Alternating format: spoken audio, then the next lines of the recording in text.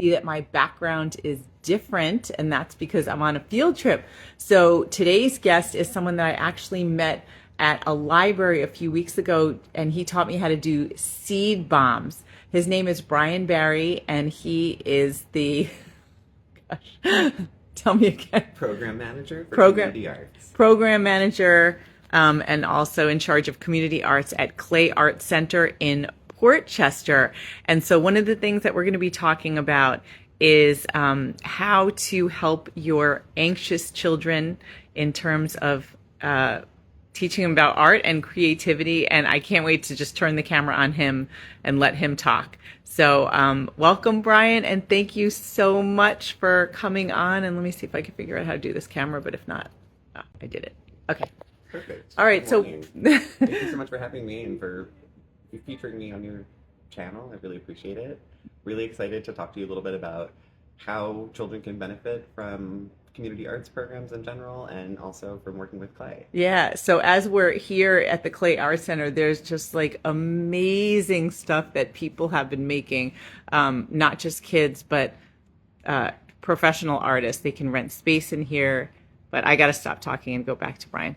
All right. So Brian, tell us a little bit about yourself. Like, what's your background? And then you're going to take me around, and feel free to walk at the same time. Sure. So my background actually has a lot to do with program coordination, program management. Before I started at Clay Art Center, I worked at a educational nonprofit in New York City, a learning center. We did free tutoring services for students 2nd through 12th grade. After working there for around 5 years, I really wanted the next step in my career, and Clay Art Center was the best place for me. So I'm really excited. Before joining Clay Art Center, I had zero ceramics experience. I've learned a lot in the past year and a half. And I'm really excited to kind of share with you guys a little bit more about what I've learned. Yeah, I mean, I think that this is so important too, because the way the world is now with technology, and especially with our community of people dealing with only high conflict, divorce, separation, custody battles, like really stressful cases in their families, the kids are very much affected and have tremendous amounts of anxiety. And we've seen a rising level of addiction to technology, especially gaming devices. And so when I met you the other week and you taught me how to make a seed bomb, I just thought, wow, like this is such a great alternative. And my own background is involved with a lot of arts. My whole family is connected to the arts, so I can't wait for you to show us around. But what have you noticed when it comes to let's say adolescence and art? Like, do people have certain misconceptions about how things are supposed to be, or what they can or can't do? Yeah, so I do think yes, there are lots of misconceptions about making art, artists. I think I had some of those misconceptions before I started working here, thinking that art was something that wasn't for me, that I didn't understand, that, didn't make sense to me, and that I felt like I didn't have the creativity or the skills to kind of be in spaces with artists. I think that is a huge misconception. I think specifically with ceramic artists as well, there is this kind of learning by trial and error, experimenting, and really just trying something out and seeing what happens. And then if it doesn't work, trying it out again. I do think that potters specifically have something about them that is very approachable. They love kind of sharing their information with people. So in terms of adolescence, yes, there are misconceptions that their art is not for them, right? That they need a lot of skills, lots of fancy tools and expensive products to start their art journey. But Clay Art Center is proof that you do not need any of that. You need no experience. You need no skills. All you really need is some curiosity and some enthusiasm for learning something new. Okay, so how do you manage to get kids in here? So we work with the local school district, community-based organizations to try to spread the word about our free programming. We're really lucky on the younger side of things, elementary and middle school. We have a lot of interest in our programs. Mm-hmm. High schoolers, it's a little bit more challenging. We're competing with high school sports and clubs and activities. So we work with the schools and other organizations just to get the word out about our programming and hopefully get our the seats filled. All right, so take me around and show me some of the things that you guys do. Sure. So, well, I guess we'll go this way then. Okay. This is an artist space, which is great, but right here I can kind of show you some of the really fun stuff we've done. So earlier this year, back in September, we took a field trip to Edith Reed Wildlife Sanctuary in Rye, Uh-huh. and we actually dug our own wild clay. That is so, I remember you told me that. It's just so amazing. Yes. Like I always think clay, I don't know where clay comes from. It seems like it's some other country. Yes, exactly. Or from a bag. Right? Yeah. And so we kind of wanted students to have the experience of what does it feel like to work with clay from the beginning until the end. And there's a lot of processes that go into it. So I'll just show you a small piece of the wild clay that we harvested. So you take kids out and they actually dig this up themselves. So from the very beginning. Yes. And They're then part we of are slaking it down with water. We're passing it through a sieve to get out all of the rocks and twigs and sticks. Then we're adding some different chemicals, ball clay. That's to make it more plastic, and so that when we use it on the wheel, it'll hold its shape a little bit better. So once we've gone through all of those processes to actually get the clay somewhere we can use it, then we have to test things like temperature and absorption rate, which we've also been doing. So I can show you a little bit over here. This is our main classroom space, by the way, where we have weekly adult classes, youth classes, community arts classes as well. So these are some of the tests that we've been running on our wild clay. So these are fired to different temperatures. So this is the clay that kids actually dig up. Yes, this is the clay that we just saw in that bag as well. And so we do a bunch of tests on them. This one is a shrink test to see kind of how much does the clay shrink after it's been fired. So you measure out 10 centimeters, wait for it to dry, get it into the kiln, and then when it comes out, you'll measure it again. This one's measuring a little bit under 9 centimeters, so we know that there's at least a 10% shrinkage rate with this clay. So are kids part of this part too? So they dig up the clay. Yes. And so it's almost like they're learning about science at the same time. Yes, you can't, once you get advanced in ceramics enough, you're learning science, right? There's a lot of science when it comes to glazes, firing temperatures, absorption rates. It's a lot of math too, right? An absorption rate really is a mathematical equation. It's how much water is getting into my piece over a 24-hour period, right? And so we do teach the students how you can measure things like the absorption rate, the shrinkage rate. And yes, it does become a little sciencey, but it's all for a good cause, which is art. That's really cool. Yeah. Okay, so what are some other things like that you do with the kids? And actually, I should say, how do you deal with kids that are resistant? I think when it comes to a kid who is resistant, I really want to figure out why they're there.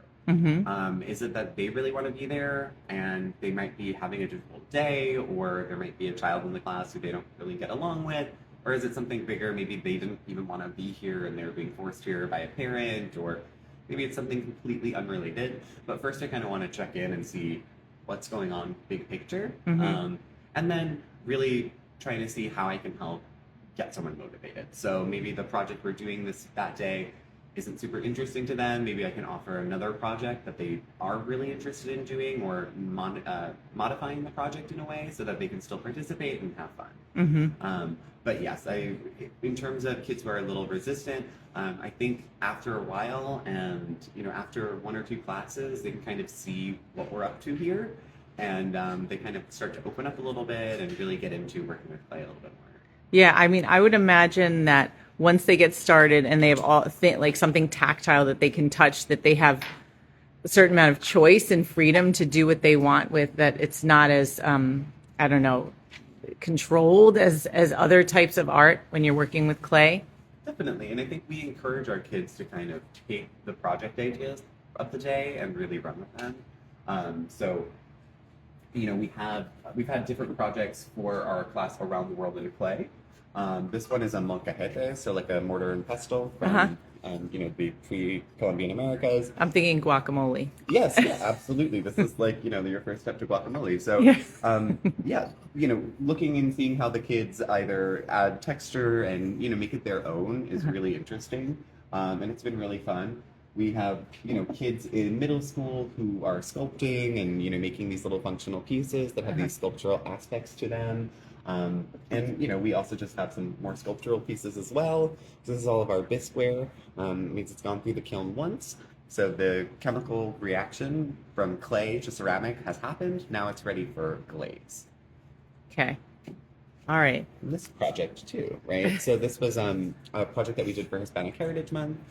There's a town in Chile called Pomaire where they have these little pigs. They're called chanchitos de Pomaire. They usually have 3 legs, and they're a symbol of good luck. So for Hispanic Heritage Month, we made some of these. This one is like a piggy bank, and it's really, really cute. Yeah. Yeah.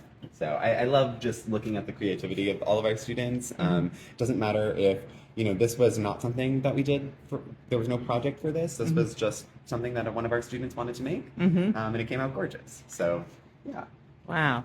All right. So tell me, keep walking me around and tell me about, I don't know, just what you've seen with kids. Like, I don't know if you have any stories about a child who's been kind of in their own world and what you've seen, how you've managed to see art help them come out of it. And I can't help looking at some of this. Yeah, no, stuff. this is great. This is our demo wall. Definitely. I think, a lot of kids, when they first come here, if this is one of their first experiences in an after-school art program, there might be some hesitation, there might be some nerves.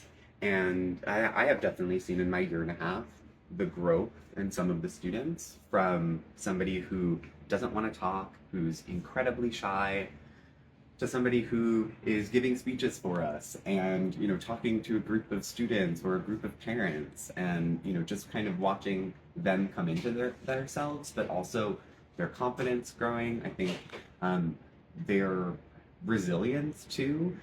There's a lot of failure in ceramics. Things can explode in the kiln. They can break before they get into the kiln. The glaze can react a way that you didn't want or didn't expect.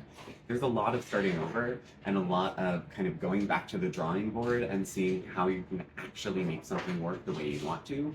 I think that's a really valuable lesson for all of our students, but especially our high school students. This idea, like, get back up, try it again, let's see what happens. And let's use our failures from the past to kind of inform and make something even better. Yeah. I love that. And also it's like it's not such a huge sacrifice for them, like a personal sacrifice. It's the opposite of that. It's so much fun. And I think there's this real sense of ownership, of completion, when you have this thing that you've molded from a block of clay into something that you can either use, it really transforms. And I think that is something, it's really fulfilling to see your piece kind of start as a little ball of clay and turn into a gorgeous piggy bank or a molcajete, right? So I do see that our students are really, really excited when they have a piece that they've been working on for a long time and it comes out the way they are expecting it to. Yeah, I know when we met, we were talking, you said sometimes you've seen real changes with kids as they get older. Like, tell us a little bit about that.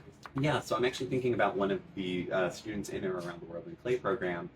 He currently comes for a teen class on the weekends. He assists with multiple play classes per week for our elementary age students. He has, pieces of his that we featured in our annual student exhibition, Rising Stars. And, I'm thinking, or hoping he's kind of contemplating what his next steps are in terms of a career or how he might continue his art journey after high school. So just seeing the growth again too, not only in ceramic skills and what you can actually do clay-wise, but on the other side of things, just how much more comfortable he seems in his own skin and how much easier it seems for him to talk to a group of people and really kind of that self-confidence. I can see that building and growing. And so that's really fulfilling. Yeah, that's really exciting. And so do you have any ideas for parents who, again, like right now we're dealing with so much technology and kids being pulled into a virtual world instead of staying in the real world and losing attempts to socialize with human beings? Like, how can parents get their kids out of that with what you do? Well, I think the good thing about clay and it being so messy is that you can't do clay and have your phone. You might Mm. have a reference photo pulled up on your phone if you're, working on a minion jar. Sure, you can have a picture of a minion open. You're not texting your friends. You're not, I don't know, on TikTok, right? You're really just kind of focused and in the zone.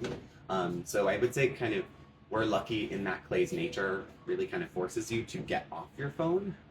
One thing I would say to parents is work with your kids. There are lots of different art forms that are therapeutic, and sometimes just having a place to go to do art and to not talk or talk can be really, really nice for kids.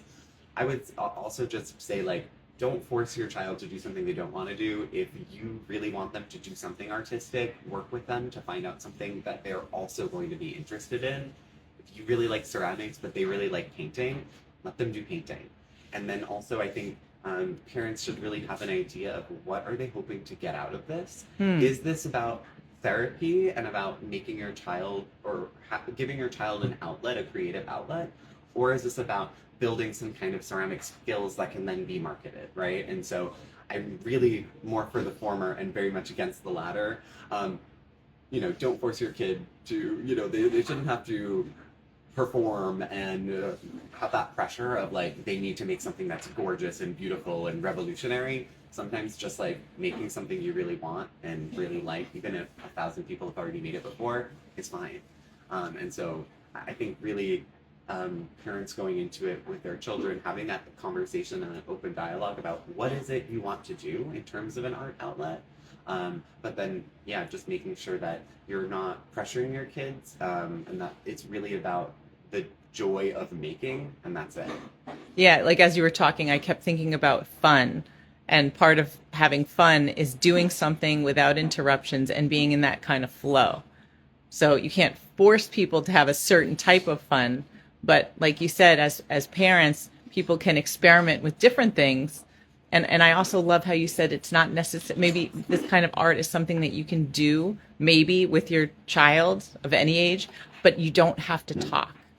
You can just be there together doing something. Absolutely, and I think a lot of times, especially on the community art side of things, there's this idea that we should add this therapy aspect to our clay classes or to any kind of arts instruction, right? And I think while that could be really beneficial, sometimes it prevents people who need it the most from actually coming, right? So if you know that you're going to have to talk about your feelings during a clay class and you don't want to talk about your feelings, you might just not come. But working with clay and not talking to anybody, it gives us that time to kind of process our feelings internally without having to talk to people. Oh my Right? God, I And so love this. I think that that's also something that's really important.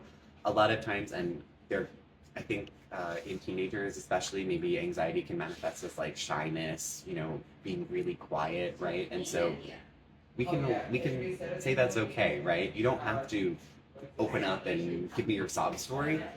Just work on your own stuff. Let me know if you need anything, right? But I think that's kind of where my mind goes in terms of how to best help teens. It's really working with them, giving them the space and the place to make their own work, and then being there to support if needed and wanted, but also not forcing them or pushing them to open up if they don't want to. Yeah, this is great. I think a lot of parents will feel relief when they watch this. So this is an art center here in New York. A lot of our people are all over the world. So if somebody doesn't have something like Clay Art Center, they're not near Portchester, what other options might be available for people in different places? So in terms of clay, I would say reach out to a local university, maybe even a local high school, see if they have any ceramics programs there that are open to the public. Lots of times schools will have ceramics programs that they do either open to the public or to members of their community. I would definitely start and check there. There are also lots of other art centers, like clay art centers, scattered throughout the country. A lot of places that are doing really great work, not just with clay, but with other mediums of art as well. So I would just look into your local art center, see what they offer. If they don't offer clay, see what else they offer. Also, what I will say is these days clay has never been more accessible than it is now. There's air dry clay, so you don't even need a kiln anymore. You can just work on your own stuff, let it dry, and you can cold finish it as well if you really want to use it for something functional. So there are lots of ways to work with clay to get into any kind of art space. Definitely just check in with your local community, see if there are any local art centers that you can join, and that's where I would start. Okay, thank you so much, Brian, and thanks for letting me come in and look around because I know I'm going to be back here. All right, take care. Thanks, everyone. Bye.